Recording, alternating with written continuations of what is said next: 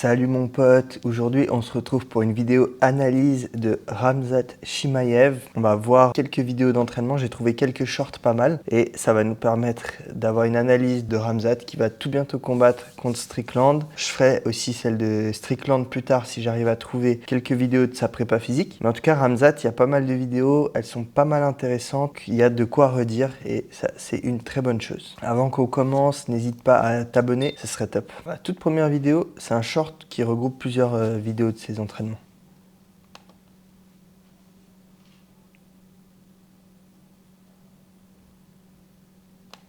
Bien sûr, j'ai coupé le son pour les droits d'auteur. Alors dans cette vidéo, on est en train de voir au début qu'il a commencé avec de la pliométrie. Donc la pliométrie, elle sert à quoi? À avoir plus de force, plus d'explosivité, plus de vitesse et surtout à développer son réflexe myostatique. En gros, le réflexe myostatique, c'est un réflexe qui se fait automatiquement pour contrer un choc. Par exemple, tu vas sauter, si tu remarques, c'est impossible d'atterrir avec les jambes tendues. Tu vas toujours avoir, au moment de atterrir, un petit réflexe qui va te faire plier les jambes et remonter les jambes pour éviter justement que tes articulations, elles pètent sous la pression. Et le but de la pliométrie, en fait, c'est de combiner des mouvements conscients du saut et ce réflexe myostatique.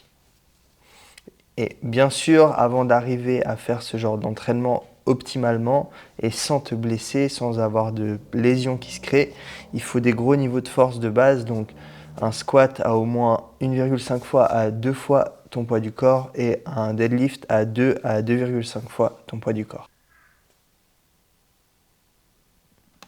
Donc là, ce qu'il a fait, c'est un exercice de transfert. En fait, c'est un exercice qui est adapté à ton sport, un mouvement un peu complexe et qui va te permettre de transférer la force que tu accumules, la puissance, toute autre qualité physique dans ton sport. Ça, c'est des trucs qu'on fait beaucoup proche du combat.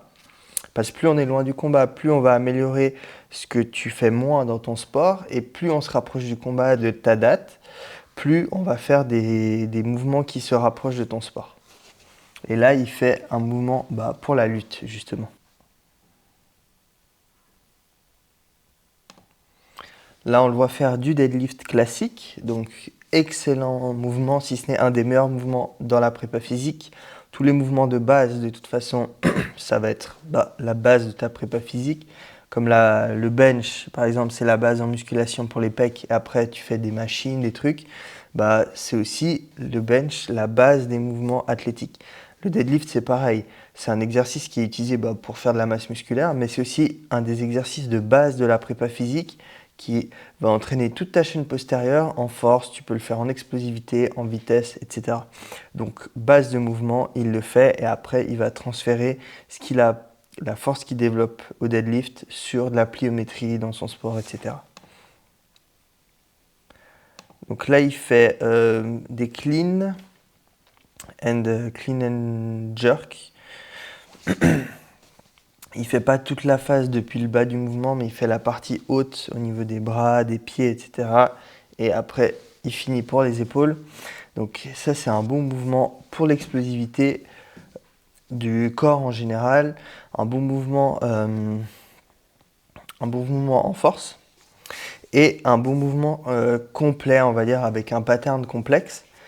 C'est intéressant à faire. Après, plus tu es âgé, moins c'est intéressant parce que c'est des mouvements pour être optimaux. Il faut vraiment les entraîner longtemps. Donc, si tu as au-delà de 25 ans, te casse pas la tête avec ce genre de mouvement, franchement. Privilégie des mouvements de base, d'autres types de mouvements qui vont se transférer.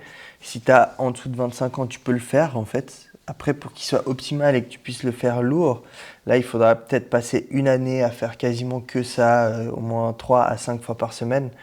Mais là, dans ce cas-là, ça passe encore.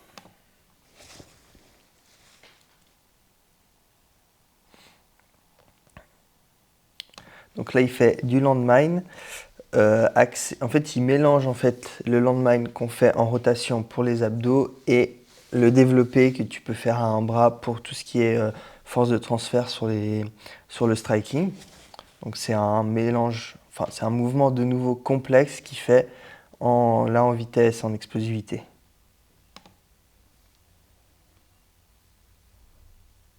Et donc vidéo suivante, cette fois c'est juste un exercice.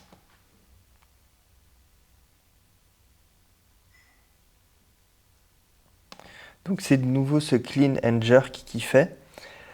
Beaucoup plus léger cette fois, beaucoup plus explosif, surtout à la phase de fin.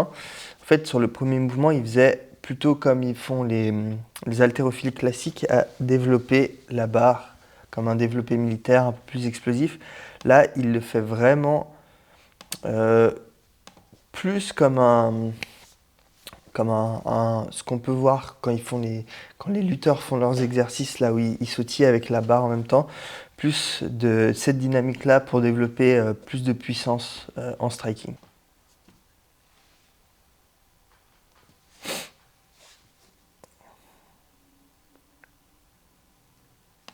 Donc développer couché classique en force, pour développer la force de pousser du haut du corps, que ensuite il pourra retransférer avec des mouvements complexes comme le landmine qu'on a vu juste avant.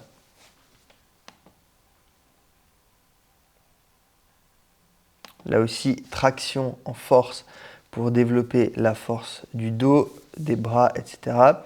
Il fait toujours des reps courtes sur ce genre de mouvement, donc ça doit être une session plus axée force, qui va lui permettre non seulement de développer la force et indirectement du coup la vitesse, la puissance, un peu d'endurance musculaire, etc. Mais ça va aussi, sur ce genre de gros mouvements polyarticulaires, renforcer en fait les tendons, les articulations, ta densité osseuse, qui va te permettre d'encaisser d'autres types d'entraînement comme la pliométrie et diminuer ton risque de blessure.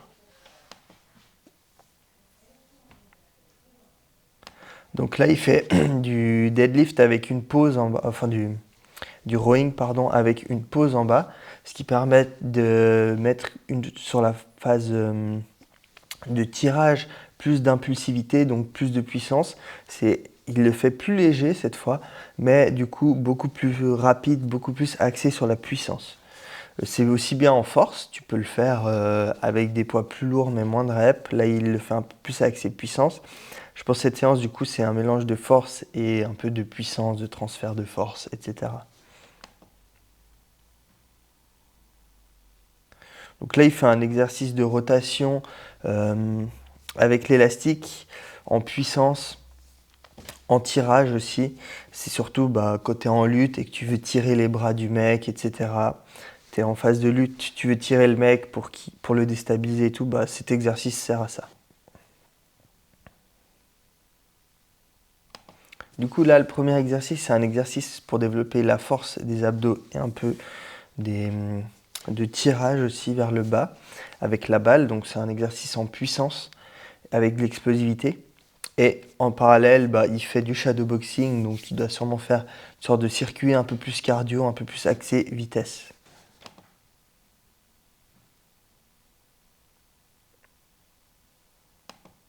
Donc là, il fait une sorte de clean and jerk à l'halter, donc en unilatéral. L'avantage de l'unilatéral par rapport à la barre, par exemple, la barre, ça va plutôt être, on va dire, utilise ta barre plutôt pour développer vraiment ta force générale, ton mouvement de base. Et ensuite, tu vas commencer à faire des mouvements unilatéraux pour plus le transférer à ton sport. Mais ça, tu le fais par la suite. Et là, le clean and jerk, comme avant, plutôt force, explosivité, etc. Sauf que là, il le fait d'un côté pour développer sa force unilatérale, que c'est quasiment exclusivement des sports, c'est quasiment uniquement de l'unilatéral.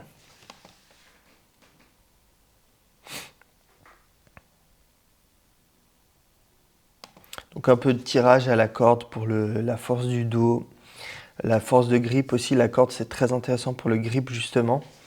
Donc là, c'est ce qui développe.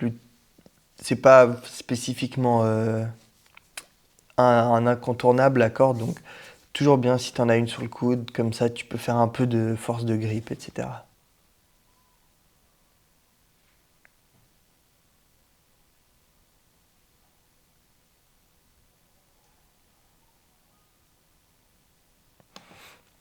Et la dernière vidéo, c'est simplement du bench aux haltères, mais en unilatéral.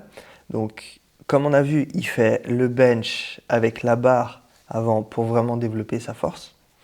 Et là, il le fait en unilatéral justement pour reproduire le pattern de quand tu frappes jamais les deux bras en même temps. Quand tu frappes, développer de la force unilatérale pour son sport. Et là, il met des haltères quand même lourds parce qu'il est lourd, hein. Il doit faire dans les 100 kilos, voire un peu plus dans la vie de tous les jours. Donc, il est vraiment lourd. Du coup, ce genre de charge, pour lui, c'est assez facile. Mais du coup, ouais, toujours tu développes ta force avec la barre classique. Le seul moment où la barre, ça va être moins conseillé, voire pas conseillé, c'est si tu as vraiment une cage thoracique assez petite, des clavicules très larges, des bras très très longs.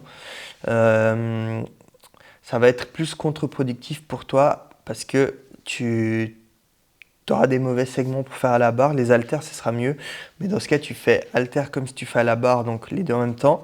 Et plus tard, tu prends des poids plus légers. Tu vas travailler un peu plus en explosivité, un par un, comme ça, pour transférer justement la force que tu auras par rapport au bench classique. N'hésite pas déjà à t'abonner, mon ami. Ça fait plaisir d'aller voir Insta si tu veux un coaching et je vais t'expliquer un peu la conclusion. Si tu veux, il fait des mouvements classiques polyarticulaires qui restent la base de la prépa physique et après justement il ajoute des mouvements soit de transfert, soit de puissance, etc. qui va le permettre de performer dans son sport. Il reste quand même avec une base en fait où tu développes ta force aussi pour avoir une force tendineuse, une force qui te permet d'accumuler en fait du volume sur d'autres types de mouvements sans te blesser et justement la force c'est vraiment la base. Les entraînements en force avec des mouvements polyarticulaires, ça reste la base. Et après, tu peux rajouter des mouvements de transfert, des mouvements, je sais pas, renfo abdos, renfo jambes, etc. Peu importe, mais garde ta base de tes mouvements polyarticulaires. Mon ami, c'était Esprit Barbare. J'espère que la vidéo t'a plu et nous, on se dit à la prochaine.